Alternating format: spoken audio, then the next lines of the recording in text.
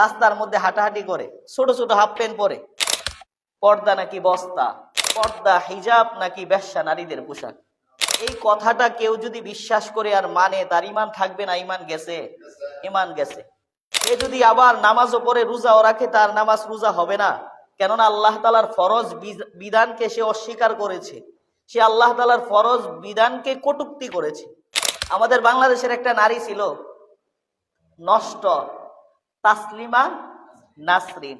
সেও এই পর্দার বিরুদ্ধে কথা বলছে, কিন্তু শেষ পর্যায়ে যখন বাংলাদেশ থেকে সে পালাইছে, এই পর্দা নিয়েই পালাইছে। পর্দা একটা ফরজ বিধান। পর্দা শুধু মহিলাদের জন্য না, সেটা মহিলা পুরুষ উভয়ের জন্য আল্লাহ তাআলা ফরজ করেছেন। কার জন্য? একটা নারী সে রাস্তার মধ্যে উলঙ্গ হয়ে বের হয়েছে, এজন্য আমি পুরুষ রাস্তায় দেখলে কি তার দিকে তাকায় থাকবো? কি বলেন? আল্লাহ তাআলা তো আমারে তার দিকে তাকায় থাকার কোনো আদেশ দেন নাই। এজন্য পর্দা কার? উভয়ের, নারী পুরুষ উভয়ের জন্য পর্দা কি? ফরজ। আল্লাহ তাআলা কাদেরকে বললেন? রাসূলকে বললেন, নবীর স্ত্রী এবং তার কন্যাদেরকে এবং সমস্ত মুমিন নারীদেরকে বলুন তারা যেন পর্দা করে ঘর থেকে বের হয়। তাহলে এটা কি কোরআনের আয়াত না?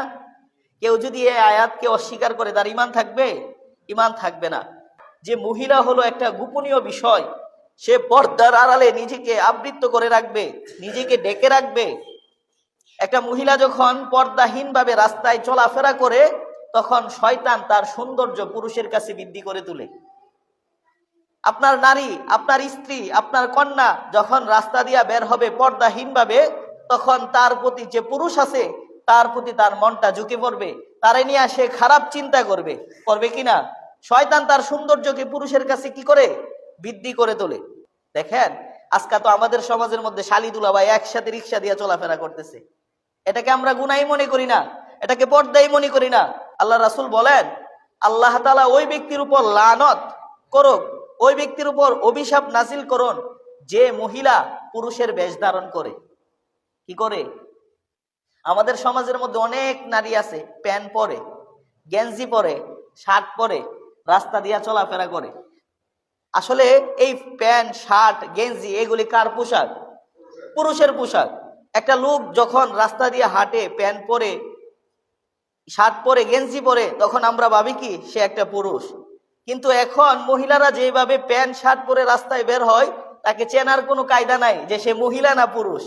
এখন হইতে পারে আপনার মেয়ে, আমার মেয়ে, অথবা আমার বোন, আপনার বোন প্যান্ট পরতেছে, গেঞ্জি পরতেছে, হয়তো তারা জানে না, তারা বুঝে না যে যখন সে পুরুষের বেশ ধারণ করবে তার উপর আল্লাহর লানত যে নাজিল হয়, সে হয়তো এই হাদিসটা জানেই না। কি বলেন?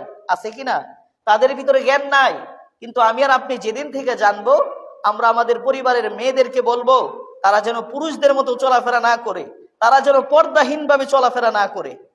যারে বাস্তবে দেখা যায় না, তারে মোবাইলেও দেখা যায় না। দেখা যায় কিনা বলেন? যে একটা নারী, তারে বাস্তবে আপনার জন্য আল্লাহ তাআলা হারাম করেছেন, আপনি কি মোবাইলে দেখতে পারবেন তারে? বাস্তবে দেখলে তার মধ্যে, আপনার মধ্যে যে একটা গুনার একটা পরিবেশ আসবে, মোবাইলে দেখলেও এমন একটা গুনার একটা পরিবেশ আসবে। আসবে কিনা? আপনি রাস্তা দিয়ে হাইটা বাজারে যাইতেছেন, আপনার ইচ্ছা নাই কোনো নারীকে দেখার, কিন্তু তারপরেও কোনো একটা নারী আপনার সামনে আইসা বইরা গেছে, হয় কিনা এরকম? অথবা আপনার ধাক্কা মারছে, আপনি প্রথমবার দেখছেন, দ্বিতীয়বার আর তাকান নাই, প্রথমবার যে দেখছেন আল্লাহ তাআলা আপনার গুনাহগুলি মাফ করে দিবেন।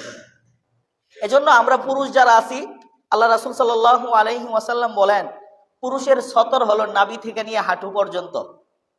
পুরুষের সতর কতটুকু? নাভি থেকে নিয়ে হাঁটু পর্যন্ত। কিন্তু আমরা অনেকে নামাজে আসলাম, নামাজের সময় যখন নামাজ পড়বো পিছন দিক দিয়ে প্যান্ট পরে যাই, হয় কিনা এরকম? আপনারা দেখছেন কিনা?